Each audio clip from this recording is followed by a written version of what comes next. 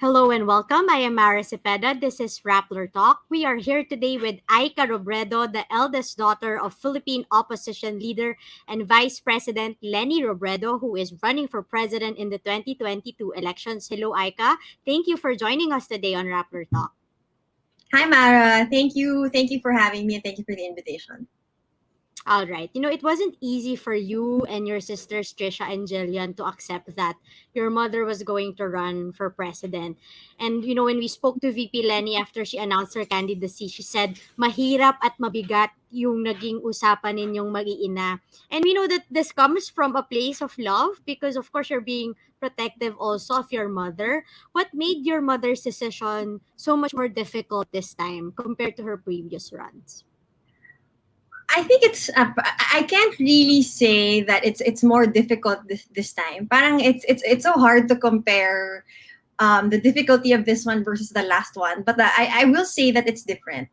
It's different in the sense that back in 2015, parang it came to us as a surprise. Kaming magkakapatid, in our heads, the worst case scenario was she was gonna run for re-election. It's another 3 years in Congress. The best case scenario for us was wala na, tapos na siya exit na talaga siya sa politika. So back in 2015, when she told us that, some of the people, I think there was maybe a group who suggested na siya na lang maging running mate ni Sekmar at that time, parang kami at first, tingin namin para siyang joke ba to? Kasi para siyang out of nowhere. And then, as habang tumatagal, we realized it was serious. And then, yun talaga yung medyo, I would say more dramatic in a sense. Kasi talagang yung opposition naming magkakapatid nun, parang we couldn't understand why. And fast forward to today, parang while lahat namin ayaw, and I think siya mismo, she worked really hard to look for other ways na baka hindi naman talaga niya kailangang tumakbo. Parang hindi siya surprising in the sense na parang it was a possibility na tinatry siguro namin hindi isipin or hindi entertain because ayaw namin siya mangyari. And I think fair naman siguro for us, her daughters na talaga nga, parang coming from a place of love. Sa amin ganun din. So if pwede lang naman sana na hindi siya tumakbo for us, parang wag na lang. But my mother being my mother, kapag once she decides on something and once she strongly feels that it's something that she needs to do, parang kami na kami doon, kumbaga white flag na, and the most that we can do to help her is to not stress her out and give her our 100% support. Okay. VP Leni says this time it was more of a slow burn for the Robredo siblings to accept it. I mean, can you tell us more about that? What does that mean? I mean, alam natin na mahaba yung discernment process ni VP Leni. So, ano yung naging approach yung magkakapatid dun sa process na yun na through ng nanay nyo? Siguro to elaborate further on discernment, hindi siya yung nakaupo lang siya sa isang tabi, nagmumuni-muni, and just wait for the answer to come to her. Pag sinabing discernment process, it involves talking to different groups, talking to different people. And while, kaming magkakapatid, we are not involved in the discussions, we don't know the details, the specifics, but we had some idea kung sino yung mga kamiting niya, say, throughout the week. For example, this week, ito yung mga kausap niya, next week, si ganito. And if I am maybe to illustrate, para siyang flowchart na may yes or no. So if meeting with person A is successful, then what happens? Meeting with, hindi ko alam maybe if that's really our way to sort of, parang siguro yun din yung pag-manage namin of the whole situation. Na parang yung ending na tinitingnan namin sa dulo ng flowchart, it won't be her na natatakbo. And then, meron siyang, I guess, may ups and downs. There was a point where we thought the different groups that she was working so hard to unite would come up with something. And then akala namin parang, okay, this is it. Malapit nang matapos. But I guess after a day or two, it didn't happen. So parang back to the drawing board. So like for us, parang we saw how hard she really tried. We saw all Mm-hmm. her effort. Parang grabe talaga yung effort niya to try to bring in together different groups. And then towards the end, yung alam mo yung options mo, para siyang funnel na towards the Mm. end paliit na ng paliit yung different scenarios na I guess pwede Yeah. maging outcome ng meetings. Parang kami also to manage ourselves, parang medyo nararamdaman na namin na shocks, lumalaki yung percentage na ito Mm. yung magiging ending. And dahil siguro updated din kami with what's been happening, kumbaga, nung dumating sa point na yun, I guess, hindi na rin kami super surprised. It was Mm-hmm. something that, parang yun nga, we manage our own expectations so that when that happens, more of yung attitude na namin is more of, okay, what do we do about it? How can we help? Etc. And I think she Mm-hmm. mentioned also that it was more challenging to my youngest sister, si Jillian, kasi she's not. Yes, yes. And kami naman kasi sanay kami na like as a family makwento, ma-update. So it was just really important to keep her in the loop. Kasi I'm sure tama naman na yung conclusion niya is the same as me and Trisha na Mm-hmm. mukhang yun nga yung ending. Mm-hmm. Now, can you take us behind the scenes of your discussions with your own mother? Nagkukwento ba siya? You said, di ba, parang you sort of have an idea sino yung mga ka-meeting niya. Pero I wonder, does your mother, sit down with you guys and ask for your opinion na ito yung sinabi sa akin ni candidate X or ni group X? And siguro, I'm asking this because your mother has been criticized to have been very indecisive, or yung iba parang scheme lang daw yung unification and efforts dahil in the end tumakbo din siya. So, you know your mother best. How tough really was that discernment process for her? I think I think what people need to know about her is that she listens to everyone. But ultimately, when she makes the decision, sa kanya talaga nanggagaling yun.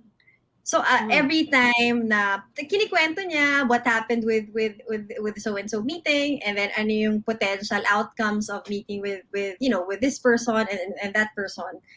Pero well, kami naman kasi hindi mo kami kailangan hinga ng I guess opinions kasi may sinasabi pa lang siya. Alam mo pag may mga friends kayo na may kinikwento yung isang kabarkada mo, and then hay nako si ganito ganyan. So I think medyo ganun, I guess ganun yung dynamic din namin sa bahay.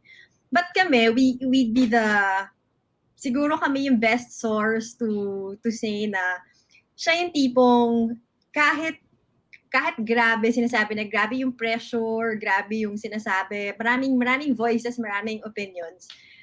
I think kumbaga siya parati siyang may clarity of thought. And I think that's also something na pag tinatanong mo siya, what do you pray for every night? And parang dun parati yung focus niya na every time she would make a decision, kailangan it has to come from her, kailangan tama yung reasons behind bakit ganun yung naging decision niya. And Mm-hmm. ano ba, I think siguro yun din yung common misconception na, 'di ba, Mm-hmm. you see all these things on social media na puppet daw or she doesn't listen to ganyan. And I think people na she worked with before or people na kasama niya anywhere actually would tell you na siya yung taong hindi mo talaga madidiktahan. Kasi Mm-hmm. she takes all these seriously, and alam niya na behind her decision, ultimately siya naman yung maging responsible sa decision na she makes each time. Mm-hmm. Aika, can you take us behind the scenes of that day? VP Leni told you, Trisha and Jillian, na okay, tatakbo na ako. I mean, may ganun bang conversation? And when was that? Did that conversation happen at home? And how did it feel nung sinabi na ng nanay mo na, okay, ito na, tatakbo na talaga ako? Actually, parang wala siyang conversation na umupo kami, Really? and then, uh, yun na nga, because we've been updated on what's been happening, what's been going on with kami naman less on the details and more of so what's gonna happen. Parang Mm. parang mas ganun kami, and ultimately it was something that I guess Trisha and I just assumed. And then siguro Mm. towards the end of the series of meetings, no, in-update namin si Jillian na kahit without even telling her na malamang ganun ang mangyayari, siya mismo nag-arrive na sa ganung conclusion. And then to the point na, the conversation just became, so when do you plan to announce? Or mas ganun na siya. It wasn't na she had to sit us all Mm. down and tell Mhm. us this is what's gonna happen, etc. But if you know her well enough, or you talk to her regularly enough, it's not something Mhm. that she needs to tell you. And Mhm. parang tingin ko nga at some point medyo napangunahan namin siya in a way na yung mga tanong namin, okay, kailan? And then, sino yung magiging running mate? And then she was like, wait lang, wala pa tayo dyan. I need to settle this and this first before we go to that. So, hindi pa mga ni-imagine siguro natin sa mga drama na, okay, yung mga anak, lahat. And then, kailangan ko May siya meeting. naman. Hindi talaga I kami, see, I I guess hindi rin see. kami madrama, I guess, as a family. Mhm. So, walang ganon. Pero na-mention mo kanina, 'di ba? Nag-post din si VP Leni nung isang araw na si Jillian talaga yung parang pinaka-against. Siyempre siya yung apo, and then apo yung bunso. I mean, Yep. sorry about that. And siyempre, I guess mas gusto niya sanang more time to spend with your mother, na kompleto kayong mag-iina. Paano paano mo hinandle din yun siguro bilang eldest, bilang pinaka-ate diyan sa family niyo? Paano mo kinakausap si Jillian regarding your mother's discernment? Si Jillian kasi parang matalino naman kasi yung batang yun eh. Parang yung important lang, even for me and Trisha, it was just really a conscious effort on our part to update her and keep her in the loop on the things that we also know. Kasi Mhm. even without telling her na parang we didn't need to spell it out for her kasi alam namin na may intindihan niya kung bakit ganun. Although siya rin kasi, since she's in her senior year in college, parang ang dami niyang plano Yes. sana na, uy, graduate ako Mm. next year, ang dami nating pwedeng gawin kasi sakto matatapos na yung term mo. Parang kailan Vacation ba? ba dapat? Many things. Kasi ang tagal actually sa amin, siya yung siguro malapit na mag 1 year na hindi sila nakikita. Hmm, So siya mm. yung parati namin sinasabi, siya yung favorite ng nanay namin. And kailan ba? I think when my mom ran for Congress, si Jillian was just 12 years old at that time. So yung Mhm. tingin niya, parang parati siyang may ka-share dun sa times na dapat Oh, parang siya lang yung bunso or sa kanila. And ngayon, she's what? She's 21 years old. So parang nagka-countdown talaga siya to the last day of, I guess, my mom's term. But kami naman, Jillian being Jillian, naman yun the moment na parang syempre, it was hard for her to sort of accept, while I know she understood why. Syempre, iba yung mhm. coming to terms with it versus understanding it. And now, Yes. yung actor naman doon, yung questions niya na, so how can I help from here? What can I do from here? Or Hmm. nag-offer pa siya na, can I go home? Kasi baka mas marami akong magawa dyan. Things, kami naman once, kumbaga, once nagsimula na, game time na rin kaming tatlo. You mentioned na, mahirap yung struggle having to feel like you have to share your mother with the rest of the country. Mahirap yun. Many of us will never have to, deal with that kind of a problem, diba? And your family has been, on the receiving end of the most brutal attacks, the most vicious attacks, especially your mother. And yet, when duty calls, kayong magkakapatid, ready kayo to share your mom again, the possibility of having to share your mom again with the rest of the country. Saan nyo hinuhugot yung lakas na yun? Kayong magkakapatid? I think, ang hirap sagutin yan. Ako kasi, I think, like, for example, Mara, ako all my life, my dad was already in politics. So, I was born 6 days before his first election as mayor. I guess, being attacked by his political opponents was something that I had gotten used to even at a young age. And Mm. siguro, yung growing up years namin na na-emphasize lang na, it is really important for us to figure out, or at least to determine ano ba talaga yung bagay na mahalaga sa amin. And walang room for selfishness na yung iniisip mo lang is your own personal discomfort or your own personal inconveniences. Given na parating meron ka nun, I guess forever siyang challenge. But ultimately, di ba, parang iniisip mo, ano yung kapalit nung konting inconveniences and konting discomfort. And you mentioned being attacked online. Mm. Kailan ba? So, election 2015, 2016, and then nag-VP siya. I think after maybe 2017, parang yung feeling kasi namin, lahat ng pwedeng sabihin about her nasabi na. So, Yun na. I don't think may lalabas pa that would surprise us or that would shock Mhm. us or that would affect us. Parang rehash na lang siya paulit-ulit of what's been said over the past Yeah. years na tingnan natin kung mas creative sila this time. I guess kung may bago. Pero like, honestly, parang hindi siya, like for us, it's not something we even stress about or think about anymore. Even maybe to a fault. Kasi like I think my mom would always say na sana pala early on kinounter na natin yung attacks. Kasi pag hinayaan mo lang, sometimes Mm. people start believing now, what's online, baka yung talaga yung totoo. Pero in terms Mm. of kami, it's something that we worry about or we stress about. Parang tingin ko wala. Parang lugi na sila. I think at this Mm. time kasi kumbaga alam mo yung parang na-practice ka na, warm up na yung past Mm. 6 years and I guess kumbaga yung shock factor siguro ngayon mas challenge na for them than for us. Okay. No, VP Lenny said in a Rappler talk interview a few weeks back na in all things that she does, it's always what would Jessie do. What do you think your father would have to say if you were alive today and your mother is running for president?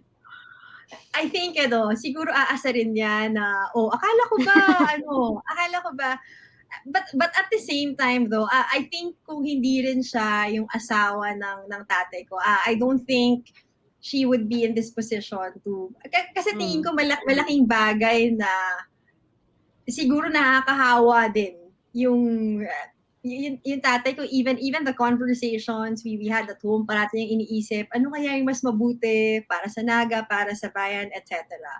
And siguro Mm. unconsciously nag-rub off on us na paano yung I guess how we see the future going forward. Parati siya, it's a question of ano ba yung pwede mong magawa or ano yung pwede mong gawin.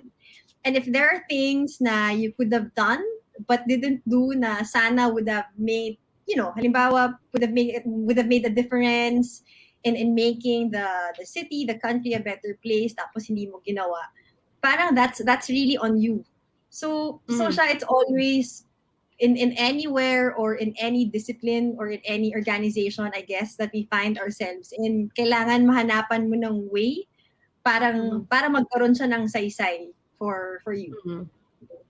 How did you feel? Now, let's go to the mismong candidacy announcement ni VP Lenny. How did you feel when the so-called pink revolution started happening and social media feeds got, been flooded with pink? VP Lenny says, diba, it wasn't a color planned at all. Hindi talaga. Because if you will notice, we were all wearing blue. Kasi we thought blue was gonna be the color. I don't even remember, parang the day before, but Trisha and I were messaging her, so ano yung plano tomorrow? Do we have a color? Mm-mm. Etc. Parang you had maybe 10,000 questions and you can't ask all those 10,000 questions. So Yeah. parang manage mo rin yung mga important questions na lang tatanungin mo. So I think when they told us na parang blue yata tomorrow. So kami, okay, what kind of Ah. blue, what shade of blue? Parang no more time to ask bakit blue, bakit hindi parang ano na I see. kasi pressed for time na nga and there are other things to think about. Sumunod na lang kami. And I think late, yung mga the night before, we were seeing posts on social media na pink. So parang kami, wait, sure ka ba na blue? Kasi baka pink. So parang kami, hindi, bahala na tomorrow. Let's just figure it Mm-mm. out kung ano mangyayari the next day. So the next day, we stuck to the original plan. We were all in blue.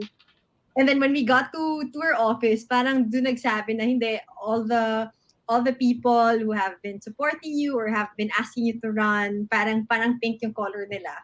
So kami na lang Mm. yung nag-adapt. And Ay, then nag-adjust. kami yung nag-pink masks. And then parang sabi ko nga, shocks, di ba weird yung pink mask? Sabi ko, but mukhang okay naman.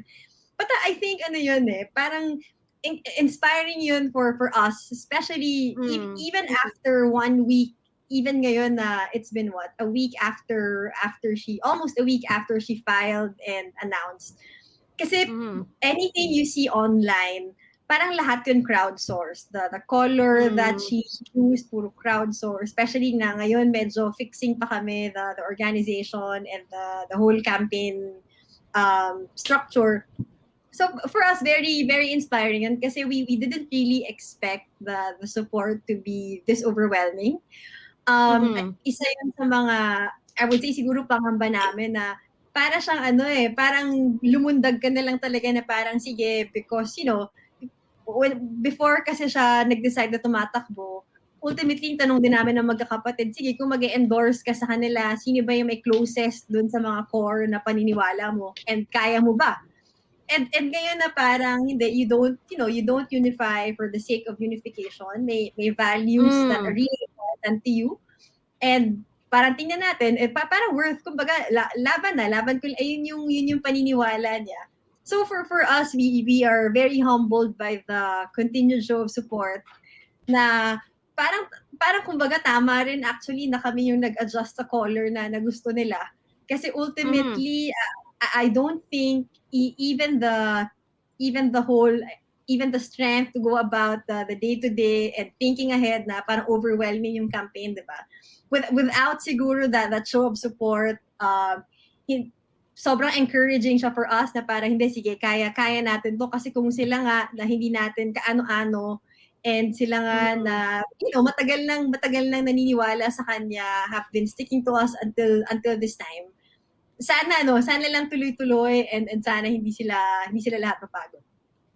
Okay, Aika. Now, parang after mag-go 1 week after VP Leni announced her candidacy, ano na ngayon yung ginagawa niya in terms of the campaign? I understand nag-organize pa kasi syempre she has to play catch up kasi literally sabi niya, 'di ba, last minute din yung naging decision niya to run for president finally. At ang kalaban niya, mga matagal nang nagse-set up ng makinarya. So, paano ngayon yung nagiging schedule ni VP Leni? Nakakauwi pa ba siya ng maaga these days dyan sa inyo? Yeah. She tries to be home at least, parang tinatry niya pa rin kaming habulin for dinner. Pero hati Hmm. talaga yung oras niya kasi even kahit start na yung meetings, I think she attends like a series of meetings related to the campaign. Hindi niya pa rin iniiwan syempre yung work niya sa OVP.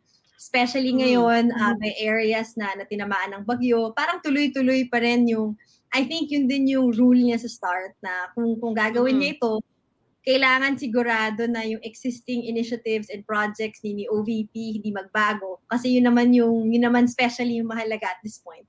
So at least from what I know, tuloy-tuloy yung meetings niya sa office, I think yan din yung advantage ngayon na pandemic, halos lahat online. So Mhm. in terms of productivity, mas marami rin siyang natatapos. A lot of the campaign management and organization talagang surrender na rin kay Senbam because of siya rin yung campaign Mhm. manager. Para talaga kumbaga heaven sent yun sa amin. I don't think Yes. magkakalakas ng loob yung nanay ko to run kung hindi rin magiging campaign manager si Senbam. Kasi at least Mhm. malaking load of the whole organization, of the whole structure, etc. Talagang si Senbam na yung nag-iisip. So, half Mhm. siya ngayon OVP and then campaign. I think marami rin silang hinihintay pang guidelines from COMELEC as to how to go about the campaign, especially na nasa pandemic pa tayo ngayon. Mhm. So, kampante kayong magkakapatid that your mother got Senator Bam again as her campaign manager this time? Oo naman, very much. Saka, okay din na, I guess sanay na rin sila sa styles ng isa't isa. Mhm. And I really can't imagine anyone else na pag-take on nung role na yun kung hindi si Mhm. Senba. Mhm. And how about si Senator Kiko? Isa din 'yun. In a way, parang pareho yung narrative ni VP Leni and ni Senator Kiko in terms of, accepting the offer to be the running mate. And we know you're quite close also to Senator Kiko. Tingin mo ano yung value ni Senator Kiko being tapped as the running mate of your mother even if it was a last minute decision? Alam natin mabigat na mabigat din for Senator Kiko. Yung sa amin, I think ever since kasi, I remember nung binanggit ng nanay namin na si Sen Kiko yung maging VP. Parang lahat kami, Mm. yung parang kaming collective exhale na magkakapatid na Really? si Senki ko yun.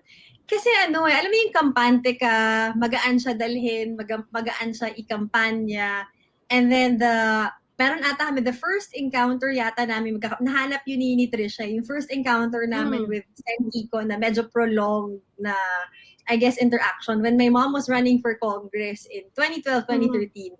Pumunta si Senki ko sa Naga and sinamahan siya to campaign in some areas.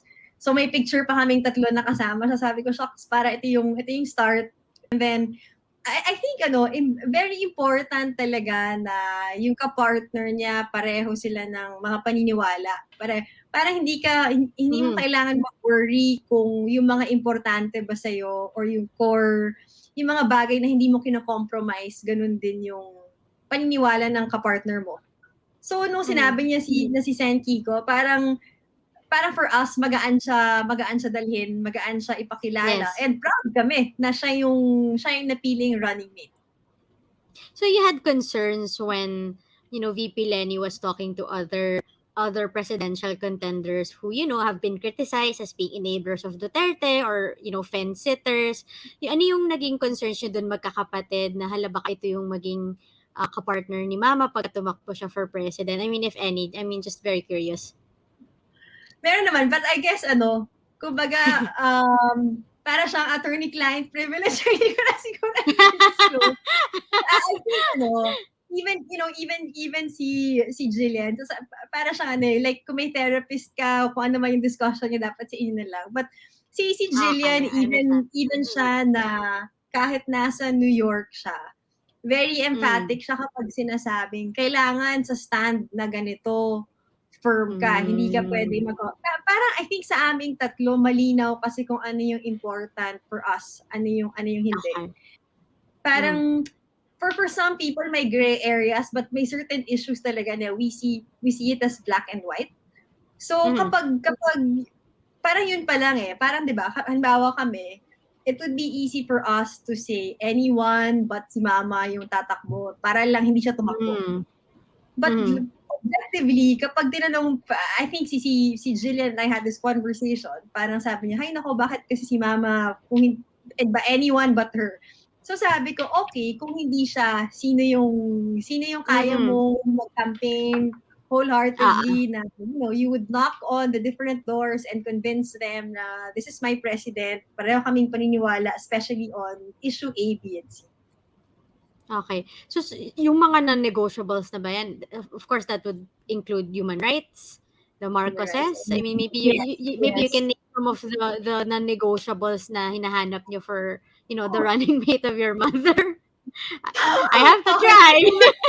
nabanggit mo nga na okay na yun.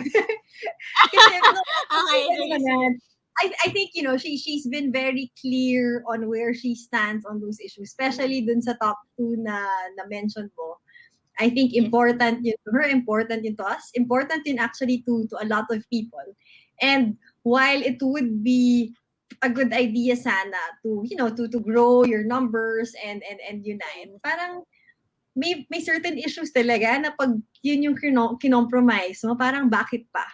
'Di ba? I think Okay. yung favorite line ko nga sa speech niya, kung hindi mo man lang masabi kung ano yung tama or mali, kanino ka ba talaga pumapanig o kumakampi? So yun I think nag-resonate yun, especially sa akin. And I think when she said that, naalala ko nagtinginan pa kami ni Trisha. Kasi yun talaga yung iniisip mo. Ano yung mga bagay na willing ka to compromise and ano yung hindi. And I think especially sa ganitong panahon, important talaga to take a stand on the things that are non-negotiables for you. Mhm. Aika, now, how do you plan to campaign for your mother in 2022? What kind of involvement can we expect from the Robredo siblings? Siyempre, you guys are, much older now. I mean, can we expect na meron kayong official position or role in the campaign team siguro? Especially you. You have experience in public service. I think kami even, so the whole time na nasa Congress siya or OVP siya, yung clear sa family namin na hindi talaga magi-involve ng family dun sa official Mm. work or official function. And I think sa campaign, ganun din. Parang even in 2016, the most involvement I had as far as the organization was concerned at that time is more on just really the volunteer management, but everything else sila na. Yung Mm-hmm. pinaka-assignment namin last time and probably until this campaign is parang surrogates na lang kami na if she can't attend to this and this, kami yung magre-represent sa kanya. And okay naman kami, game na kami ngayon. Kumbaga waiting for instructions na lang kami sa commander, kumbaga kung ano yung next steps. Pero kasi siguro natutunan din namin na over time pangit din pag yung family members masyado rin nakikialam dun sa official and parang let them, parang hayaan mo sila to do their jobs and then sumunod na lang kayo. Parang yun yung pinaka-efficient din. Para isa lang yung kumukumpas. Mm-hmm. Now, Aika, VP Leni said in her candidacy announcement speech that she is a mother figure for not just sa inyong magkakapatid, but for all Filipinos suffering under President Duterte. How is she like as a mother? And if she is going to be a mother figure for the rest of us Filipinos, why would that be good for the Philippines? How is she as a mother? I think iba siguro depende on what stage of your life you're at.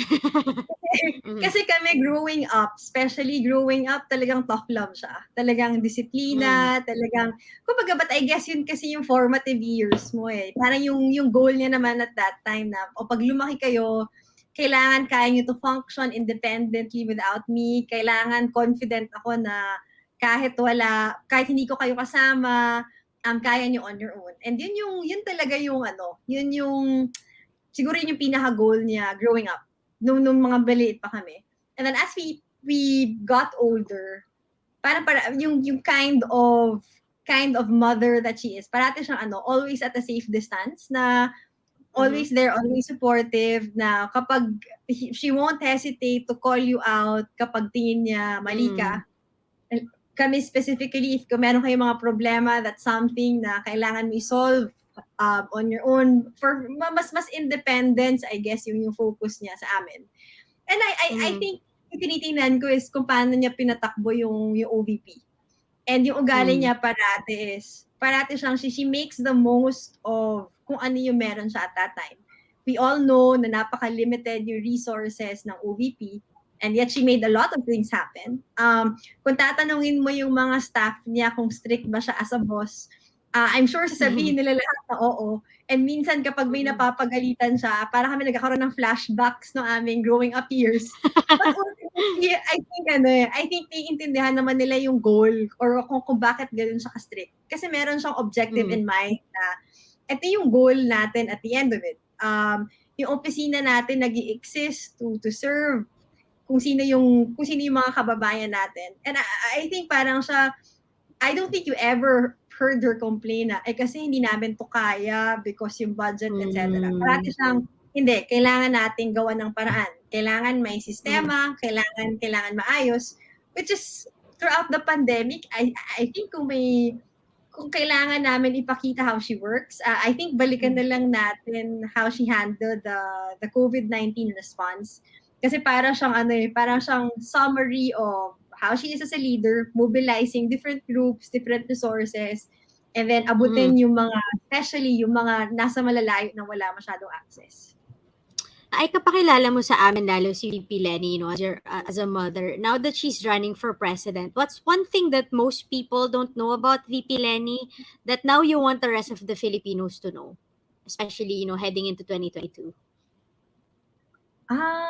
Nako, parang hindi ko alam kung ano pa yung i-reveal ko. Ano pa yung i-reveal ko about her? Kasi I think if there's anything siguro kaming magkakapatid, ito mas coming from siguro something personal, na Mm. if there's one thing that we don't question, it's my Mm. mother's gut or it's my mother's vibe or kung ano yung pag sinasabi niyang pakiramdam ko, ito yung kailangan kong gawin. Minsan marami kaming discussions at home on different things. Normal to disagree, to have varying opinions on different issues. Pero minsan kailangan gaya kami, tiwala kami sa kanya. Kapag when she says something na we probably don't understand kung bakit yun yung decision niya, or kung Mhm. bakit nag-end up na yun yung paplanuhin niyang gagawin. Pero because of our experience since pinanganak kami all the way to present, the one thing that Mhm. we do not question is yung kanyang gut and yung kanyang vibe. I guess siguro to also give confidence na siya talaga she listens to everybody, pero Mhm. never siyang nagpadikta kung ano dapat yung magiging decision niya on certain things. She believes in alam ko one of the criticisms I think prior to her announcement was her indecisiveness or bakit daw Yes. ang tagal-tagal mag-decide. But sa akin it's more of bakit mo kailangan madaliin yung isang bagay na grabe yung kalakip na responsibilities once you say yes. She is true to her word. Pag sinabi niyang, oo, lalaban ako, she will see through until the end. Walang atrasan yan. Kasi nag-commit na siya and then marami na rin nagko-commit for her. Siguro yung assurance lang na she has always been her own person. She will always Mhm. listen to you. And I guess siguro on times na, although siguro baka mas makaka-appreciate lang kaming mga anak. Siguro at times na hindi namin masyadong naiintindihan, magtiwala ka lang kasi later on, mas may intindihan mo kung bakit ganun yung Mhm. calls niya or bakit ganun yung decisions niya. Aika, winding down to my last few questions for today. Should VP Leni win in 2022, she would be the second widow in Malacanang. What Mhm. role do you think that would play in the palace, if any? What role I'm, being I think ayan. siguro it's maybe yung nakikita ko kasi ngayon, 'di ba? How do people define strength? And yung sa kanya, sometimes tingin ko yung strength comes from restraint, yung strength comes Mhm. from empathy, yung strength comes from Mhm. understanding. And you will Mhm. see actually even I guess even the countries with female leaders na ganun yung approach nila sa pandemic, nakita natin na yun yung effective. And Mhm. I guess siguro yun yung misconception for me at least. Yun yung naiisip ko na if or when she does win next year as the 17th president, siguro ma-redefine niya kung ano yung ibig sabihin ng strength and kung ano yung whole approach niya to a lot of things. And Mhm. I do think na yun yung kailangan din ng bansa natin, especially marami kailangan ayusin, especially na ngayon actually hindi pa rin tapos yung pandemic. And maybe Yes. that kind of approach and that kind of strength na meron siya, baka yun yung mag-spell ng difference between where we're at right now as to kung Mhm. ano man yung hope natin maging tayo in the I guess in the future.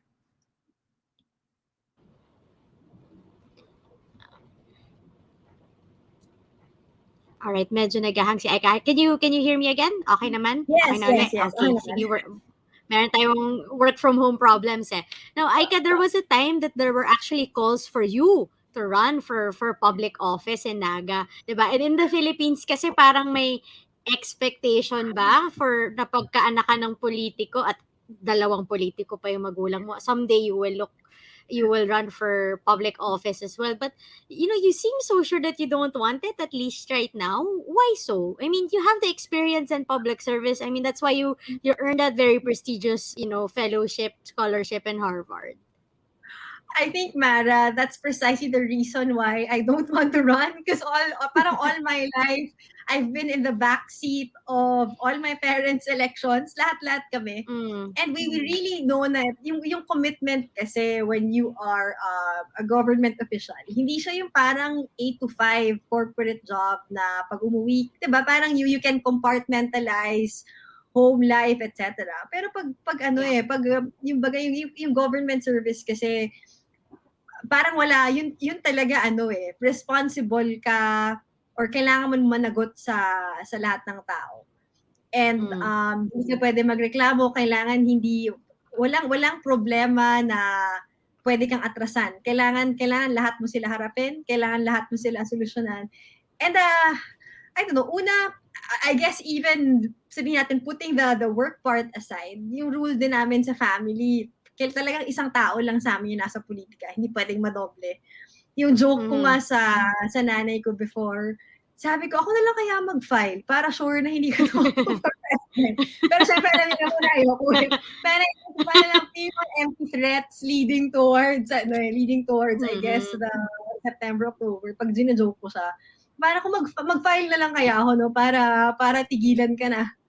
And kasi, di ba, one in a family. So, parang naging running joke siya for a time.